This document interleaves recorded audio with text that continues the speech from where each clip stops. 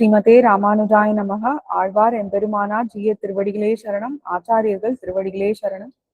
ஸ்ரீமத் வதூல குலவாரிதி பூர்ணச்சந்திரம் ஸ்ரீமன் மகாரிய சரணாம்புஜ சஞ்சரீகம் ஸ்ரீசிங்கராரிய கருணாப்த சமஸ்தபோதம் பக்தியாஜ யோக நரசிம்ம குரும் ஸ்ரயாமி.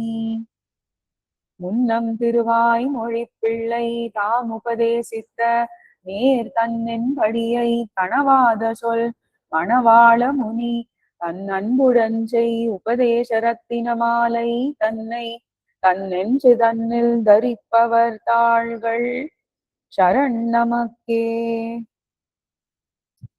ரொம்ப அழகான ஒரு கிரந்தம் உபதேச ரத்தின மாலைன்ற ஒரு திவ்ய பிரபந்தம். அது மணவாள மாமுனிகள் எழுதினது. இதோட அர்த்த விசேஷங்கள் என்னன்னு பார்த்துன்னு வந்துருக்கோம். ஸ்ரீவச்சன பூஷணம் அப்படின்ற ஒரு திவ்ய சாஸ்திரம் பிள்ளை லோகாச்சாரியார் அருளி செஞ்சிருக்கார்.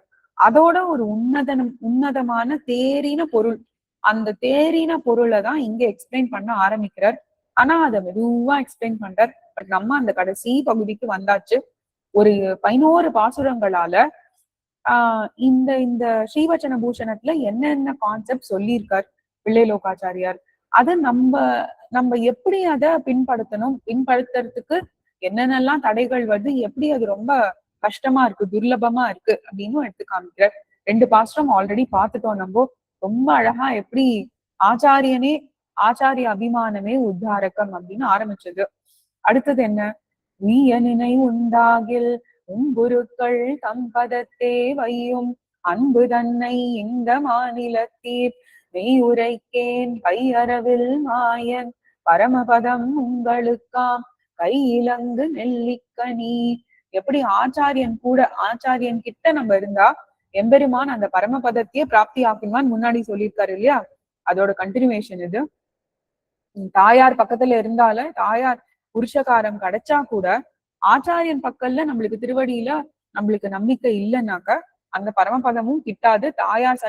தாயார் புருஷகாரம் இருந்தா கூட அப்படின்னு சொன்னாலையா, இப்ப தாயார் புருஷகாரம் இருந்து ஆச்சாரியன் திருவடி சம்பந்தமும் இருந்து நம்மளுக்கு நம்பிக்கையும் இருந்தா கிடைக்கும்னு சொல்றார். இதுல என்ன சொல்றார், இந்த மாநிலத்தில் இந்த மகா பிருத்திவியில் உள்ளவர்களே உஜ்ஜீவிக்க நினைவு உண்டாகில், எண்ணம் உண்டாயிருக்குமானால் குருக்கள் உங்கள் ஆச்சாரியர்களுடைய பதத்தே திருவடிகளிலே அன்பு தன்னை பக்தியை வைத்தீர்களாக. மெய்யுரைக்கேன் உண்மை சொல்லுகிறேன் ஐயறவில் படத்தையுடைய திருவனந்தாழ்வான் மீது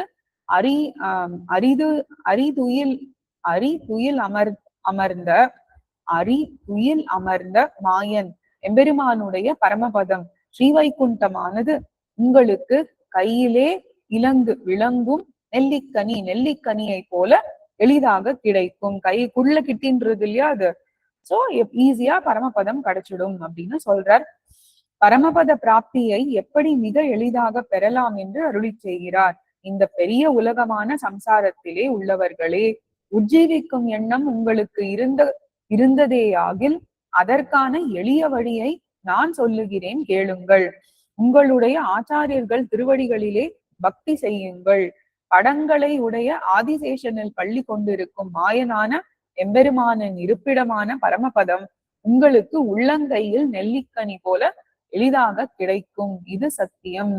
ஆச்சாரிய சம்பந்தம் பெற்று அந்த ஆச்சாரியனிடம் பக்தி கொண்டிருக்கும் அனைவருக்கும் இது ஒக்கும் என்பது உங்களுக்கு கையிலங்க சொல்றா இல்லையா, உங்களுக்குன்ற வார்த்தையில பொதுவா சொல்லி இருப்பதில் இது இருந்து அதுல இருந்து இது விளங்குகிறதுன்னு சொல்றான்.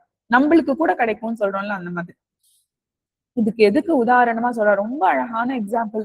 பரதாழ்வான் இடத்திலே பக்தி கொண்டிருந்த சத்ருக்ன ஆழ்வான் ராமனின் அன்பை எளிதில் பெற்றதை போலே ஆச்சாரிய பக்தி உள்ளவர்களுக்கு எம்பெருமானை அடைவது மிக எளிதில் கிடைக்கும். பொய்யில்லாத மணவாள மாமுனியின் திருவாக்காகையாலே இதிலே சந்தேகத்துக்கு இடமில்லை. This is a very beautiful pasuram where Mamunigal says, if we believe in our Acharyan Tiruvadigal and the sambandham that Acharyan gives us, Emberiman grants us Paramapadam. And Paramapadam is something like gooseberry, nellikai in our hand. It's so small, like a lemon in our hand, right? Like that, Paramapadam comes to us that easily, says Mamunigal. The best example that he is giving is from Sri Ramayanam. Shatrughna Alvan was always with Bharadalvan, and Bharadalvan was almost like Perumal, all beyond Perumal for Shatrughna Alvan. So how Shatrughna Alvan with Bhagavad Anubhavam, he was able to get Rama's love. So like that, we will also get Emperuman's love if we take refuge in our ஆச்சாரியர்கள். அடுத்தது ரொம்ப அழகான பாசுரம். ஆச்சாரியன் செய்த உபகாரமானவது தூய்தாக நெஞ்சு தன்னில் தோன்றுமேல் தேசாந்தரத்தில் இருக்க மனம்தான் பொருந்த மாட்டாது இருத்தல் இனி ஏதறியோம் யாம். அப்படியே துடிச்சுட்டே இருக்கணும்னு சொல்வாளே, எதுக்கு? பரமபதத்துக்கு, ஆச்சாரியன் திருவழிக்கு. அந்த துடிப்பு எப்போ தெரியும்னு சொல்றார் பாருங்க. ஆச்சாரியன், தன்னுடைய ஆச்சாரியர் செய்த உபகாரமானது தூய்தாக தோஷமில்லாததாக நெஞ்சு தன்னில் மனத்தில் தோன்றுமானால் தேசாந்தரத்தில் ஆச்சாரிய சேவைக்கு அசலான வேறு தேசத்தில் இருப்பதற்கு மனமானது பொருந்த மாட்டாது, தங்க மாட்டாது. இனி இப்படியான பின்பு இருத்தல், அப்படி ஆச்சாரிய சேவைக்கு அசலான வேறு தேசத்தில் இருப்பது ஏது, என்ன காரணமோ யாம் அறியோம், நாம் அறிந்தோம் இல்லை அப்படின்னு ரொம்ப அழகா சொல்றாரு. ஒரு தடவை, இது நம்ம குழந்தைகளுக்கு எல்லாம் நிறைய சொல்லியிருக்கோம், taste success once, you will never want to fail அப்படின்னு சொல்லிடுவோம் இல்லையா? அந்த மாதிரி ஒரே ஒரு தடவை நம்ம வி ஹேவ் டு டேஸ்ட் ஆச்சாரியன் திருவடியோட சம்பந்தம். அது கிடைச்சிருச்சுன்னா அதை நம்ம விடவே மாட்டோம். எது பண்ணாலும் அவரோட திருவடிகள் இல்லாம நம்ம பண்ணவே மாட்டோம். Even if it is a small திங்னு எதுக்கு சொல்றேன்னா, ஃபார் எக்ஸாம்பிள் சொல்றேன் அடியேன். இப்ப நம்ம எல்லாம் அந்த மாதிரி பண்றதே கிடையாது. ஆத்துல ஏதோ ஒரு கோல்டு வாங்கணும், ஏன்னா கோல்டு ஹாஸ் பிகம் நெசசிட்டி. அது ஆச்சாரியன் இடத்துல கேட்டு பண்றோமா? பண்றதே கிடையாது. ஏன்னா இது கோல்டு தானே, நம்மளுக்காக வாங்கிக்கிறோம்னு நம்ம நினைக்கிறோம். இது ஒரு ஸ்மால் எக்ஸாம்பிள், அவ்வளவுதான் சொல்றேன். ஆச்சாரியன் செய்யும் பேருதவியையும் அதற்கு சிஷ்யன் நன்றியுடன் இருக்க வேண்டிய இருப்பையும் அருளி செய்கிறார். என்னெல்லாம் ஆச்சாரியன் உதவி செய்யறார், அதுக்கு நம்ம எப்படி இருக்கணும்னு காமிக்க போறார். ஆச்சாரியன் செய்த உதவியானது குற்றமற்றது என்று தன்னுடைய மனத்திலே ஒரு சிஷ்யன் உணர்ந்தான் என்றால், ஆச்சாரியனுக்கு கைங்கரியத்தில் ஈடுபட முடியாத இடத்தில் இருப்பதை அவனால் தாங்கிக் கொள்ள முடியாது. இப்படியான பின்பு ஆச்சாரியனுக்கு கைங்கரியம் செய்ய முடியாத இடத்தில் சிலர் இருக்கிறார்களே, அது ஏன் என்பதை என்னால் அறிந்து கொள்ள முடியவில்லை. இதெல்லாம் சம்டைம்ஸ் நம்ம நினைக்கும் போது இப்படி கூடவா இருப்போம் அப்படின்லாம் நினைப்போம். ஆனா இருக்கு இந்த மாதிரி. இப்போ நம்மளோட ஏதோ கூட பிறந்த உறவினரா இருக்கலாம், இல்ல ஏதோ ஒரு ஃப்ரெண்ட்ஸா இருக்கலாம், ஆத்ம பந்துவா இருக்கலாம்.